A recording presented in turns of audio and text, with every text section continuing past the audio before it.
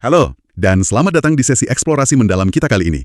Silahkan siapkan kopi Anda dan duduk santai, karena hari ini kita akan membedah sebuah dokumen yang... Yang sejujurnya bisa mengubah cara Anda melihat peluang bisnis di sekitar kita ya. Benar banget. Fokus kita seperti biasa, mengambil dokumen atau sumber informasi yang tebal, menyaringnya, dan menyajikan intisari yang paling krusial khusus untuk Anda. Hari ini, dokumen yang ada di atas meja kita adalah Peraturan Pemerintah Nomor 7 Tahun 2021.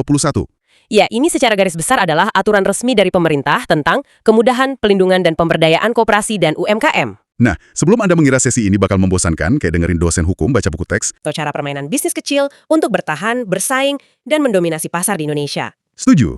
Jadi kalau Anda yang sedang mendengarkan ini pernah sekedar berhayal bikin usaha sampingan, buka kedai kopi, atau bangun bisnis bareng teman-teman komunitas, dokumen ini ibarat cheat code. Betul, sebuah kunci rahasia yang wajib Anda pegang. Jadi, mari kita langsung masuk ke intinya. Kita mulai dari konsep paling dasar nih, definisi kata kecil. Dulu kalau saya dengar istilah usaha mikro, bayangan saya langsung tertuju ke gerobak bakso atau warung kelontong di ujung jalan. Persepsi gerobak bakso itu memang sangat umum ya. Tapi mari kita lihat realitas barunya. Pemerintah sekarang mendefinisikan usaha mikro sebagai bisnis dengan modal usaha hingga 1 miliar rupiah. 1 miliar. Dan itu di luar tanah dan bangunan tempat usaha kan? Tepat sekali, di luar itu. Atau kalau dilihat dari sisi pendapatan, sebuah usaha masih dianggap mikro jika penjualan tahunannya mencapai hingga 2 miliar rupiah. Omset 2 miliar setahun masih disebut mikro loh.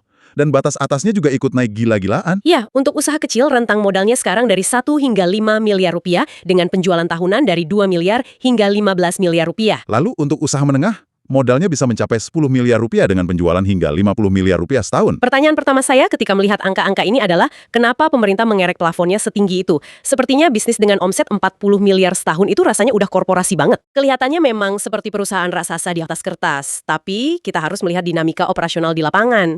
Ada salah satu fenomena paling mematikan bagi bisnis yang sedang berkembang yang sering disebut sebagai lembah kematian atau Valley of Death. Maksudnya saat bisnis mereka mulai tumbuh cepat. Tepat. Ketika sebuah bisnis mulai tumbuh dan omsetnya naik, mereka ini seringkali lulus terlalu cepat dari kategori UMKM menurut aturan yang lama. Lulus dalam arti yang buruk. Sangat buruk. Ketika mereka keluar dari status UMKM, mereka tiba-tiba kehilangan semua fasilitas negara. Subsidi hilang, insentif pajak dicabut, pembinaan berhenti, Oh, dan malam itu juga mereka harus masuk ke ring tinju lawan korporasi multinasional. yang punya modal tak terbatas. Itu adalah transisi yang sangat brutal. Jadi, dengan memperlebar rentang definisi ini, pemerintah pada dasarnya memberikan ruang bernapas. Sebuah bisnis bisa tumbuh jauh lebih besar, mencetak omset puluhan miliar, tapi secara hukum masih pegang status UMKM. Masih ada di bawah sabuk pengaman perlindungan negara ya. Betul, sampai mereka benar-benar berotot dan siap bertarung di liga besar.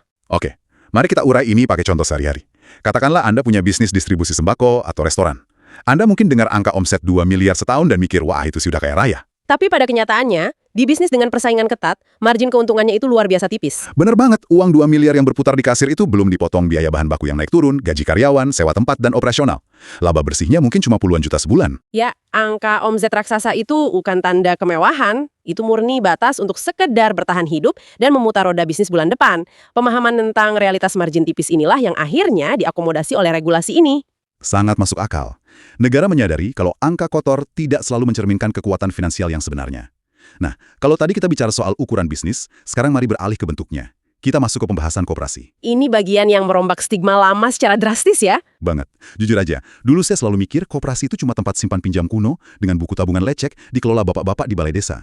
Tapi aturan baru ini menawarkannya sebagai kendaraan bisnis yang sangat sleek dan modern. Bayangkan ini, untuk bikin koperasi primer, Anda sekarang cuma butuh minimal 9 orang. Sebagai konteks untuk Anda yang mendengarkan, koperasi primer itu merujuk pada koperasi dasar yang dibentuk langsung oleh individu, bukan gabungan lembaga.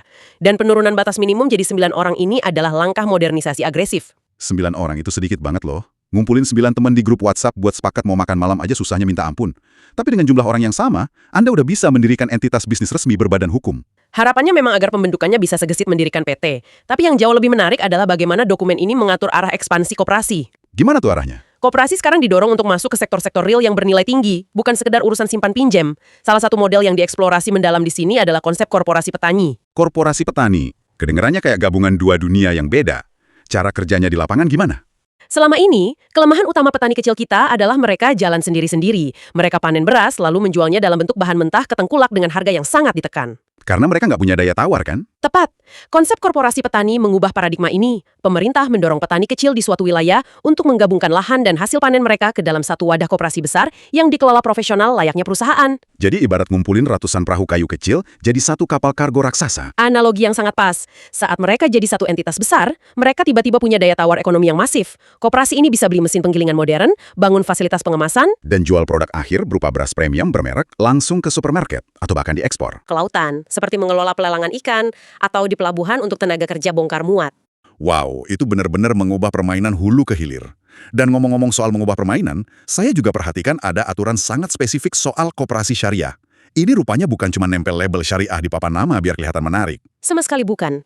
Mereka wajib memiliki Dewan Pengawas Syariah yang kompeten dan tersertifikasi. Dan yang paling bikin saya kagum, mereka diakui secara legal untuk menjalankan fungsi sosial seperti Baitul Ma'al. Itu adalah fusi yang sangat brilian antara instrumen bisnis komersial dan jaring pengaman sosial berbasis komunitas. Fungsi Baitul Ma'al ini memungkinkan koperasi untuk secara legal menghimpun zakat, infak, atau dana sosial lainnya. Lalu disalurkan untuk memberdayakan masyarakat miskin di sekitarnya ya? Ya, jadi koperasi jenis ini tidak hanya dituntut mengejar profit, tapi punya mandat etis yang sangat kuat untuk mengangkat ekonomi komunitas. Keren banget. Kalau koperasi Anda punya kelebihan kapasitas, Anda bahkan didorong buat melayani masyarakat umum yang bukan anggota. Strategi ekspansi yang sangat cerdas. Oke, kendaraannya kita udah punya gambaran. Pertanyaan selanjutnya, gimana cara urus surat izin mengemudinya? Ini membawa kita ke bagian sistem perizinan berbasis risiko. Nah, buat Anda yang punya trauma ngurus izin di masa lalu, pindah dari satu meja ke meja lain bawa map tebal isi fotokopian, bersiaplah buat tersenyum. Hambatan birokrasi memang selalu jadi musuh utama. Konsep perizinan berbasis risiko ini dirancang khusus untuk meruntuhkan tembok tersebut. Filosofinya diubah total. Pemerintah nggak lagi memukul rata semua jenis usaha dengan beban perizinan yang sama beratnya. Bebannya disesuaikan sama tingkat bahaya atau dampak lingkungan dari bisnis Anda kan? Tepat sekali. Dan ini yang paling keren. Kalau bisnis Anda beresiko rendah, sebut saja jualan kerajinan tangan, buka toko baju online, atau produksi kue kering di dapur rumah. Nomor induk berusaha atau NIB Anda sekarang bertindak sebagai perizinan tunggal. Perizinan tunggal.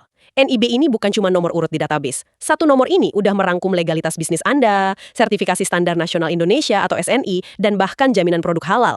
Semuanya dalam satu paket. Dan tahan napas Anda, pendaftaran ini sifatnya gratis untuk usaha mikro dan kecil. Kalau kita mundur selangkah dan mikir kenapa pemerintah mau kasih semua legalitas dan sertifikasi ini secara cuma-cuma, kita akan lihat ada ambisi ekonomi makro yang sangat besar di sini. Tujuannya memformalkan ekonomi informal ya? Betul. Jutaan bisnis di negara kita ini ibarat hantu di mata sistem finansial. Mereka beroperasi tiap hari, mempekerjakan tetangga, perputaran uangnya nyata. Tapi karena nggak punya selembar kertas legalitas, mereka nggak bisa dapat kredit ringan dari bank. Nggak bisa ikut proyek tender pemerintah juga. Dan pastinya terlarang dari pasar ekspor. Tapi tunggu sebentar deh. Kalau kita bicara soal sistem perizinan yang serba elektronik dan pendaftaran online, gimana dengan mereka yang gagap teknologi? Saya ngebayangin seorang pengrajin bambu senior di desa terpencil. Baca kata portal web pemerintah aja mungkin udah bikin mereka nyerah duluan. Bukannya sistem ini malah ninggalin mereka? Itu kekhawatiran yang sangat valid dan seringkali jadi titik buta dalam kebijakan publik. Namun, dokumen ini ternyata sudah mengantisipasi friksi tersebut dengan sangat baik. Oh ya, caranya gimana? Ada klausul yang secara eksplisit mewajibkan pemerintah daerah, bahkan hingga ke level kantor kecamatan dan desa untuk memfasilitasi pelaku usaha yang kesulitan. Jika si pengrajin bambu tadi nggak punya internet atau nggak paham cara isi form digital, Aparat desa diwajibkan oleh hukum untuk mendampingi dan memproses pendaftaran itu buat mereka. iya, diwajibkan oleh hukum. Ini bukan lagi model birokrasi pasif yang cuma duduk di belakang meja kaca menunggu bola. Jemput bola birokrasi. Saya suka banget pendekatan itu. Artinya, rintangan teknis nggak bisa lagi dijadiin alasan biar bisnis kecil tetap ada di area abu-abu. Baik, sekarang mari beralih ke skenario berikutnya. Katakanlah Anda udah daftar, bisnis formal, pesanan besar datang. Situasi ideal yang diimpikan semua pengusaha kecil ya. Benar, tapi kemudian bencana datang. Klien korporasi besar Anda tiba-tiba nolak bayar tagihan catering selama 3 bulan. Atau ada pesaing yang sengaja menjiplak merek dagang produk Anda. Biasanya pengusaha kecil cuma bisa nangis pasrah. Karena biaya menyewa pengacara jauh lebih mahal dari nilai kerugian mereka sendiri. Akses keadilan hukum itu sering dipandang sebagai kemewahan perusahaan besar. Tapi dokumen ini memberikan perisai pelindung yang luar biasa loh. Disinilah intervensi negara menjadi sangat krusial. Aturan ini menegaskan bahwa pemerintah pusat dan daerah wajib menyediakan layanan bantuan dan pendampingan hukum bagi usaha mikro dan kecil. Dan itu diberikan secara gratis. Pengacara gratis untuk bisnis kecil. Dan cakupannya nggak main-main. Ini bukan cuma konsultasi 5 menit di telepon. Layanan ini mencakup penyuluhan hukum, mediasi jika sedang bersengketa, bantuan menyusun dokumen kontrak kerjasama, Biar Anda nggak ditipu klien kan? betul, hingga pendampingan penuh di dalam dan di luar ruang sidang. Pemerintah bahkan diamanatkan untuk menggandeng advokat profesional atau lembaga bantuan hukum dari perguruan tinggi untuk mengeksekusi ini. Ini memperlihatkan pola bagaimana negara bertindak sebagai bumper. Karena banyak data yang menunjukkan UMKM kita seringkali gulung tikar bukan karena produk mereka jelek atau nggak laku. Mereka hancur karena buta hukum saat bikin kontrak. Atau kehabisan nafas finansial pas ada krisis ekonomi tak terduga. Persis. Perisai pelindung ini juga diperkuat dengan jaring pengaman darurat.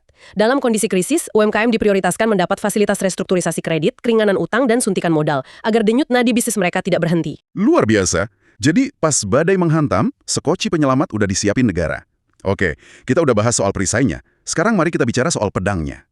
Gimana regulasi ini bantu Anda menyerang dan memperluas pasar? Ini membawa kita ke bagian yang paling masif intervensinya. Bener banget. Kita sampai pada momen yang, jujur aja, paling bikin saya tercengang pas pelajarin dokumen ini. Ini berkaitan dengan real estate premium. Waktu saya baca aturannya, saya sampai ngucek mata.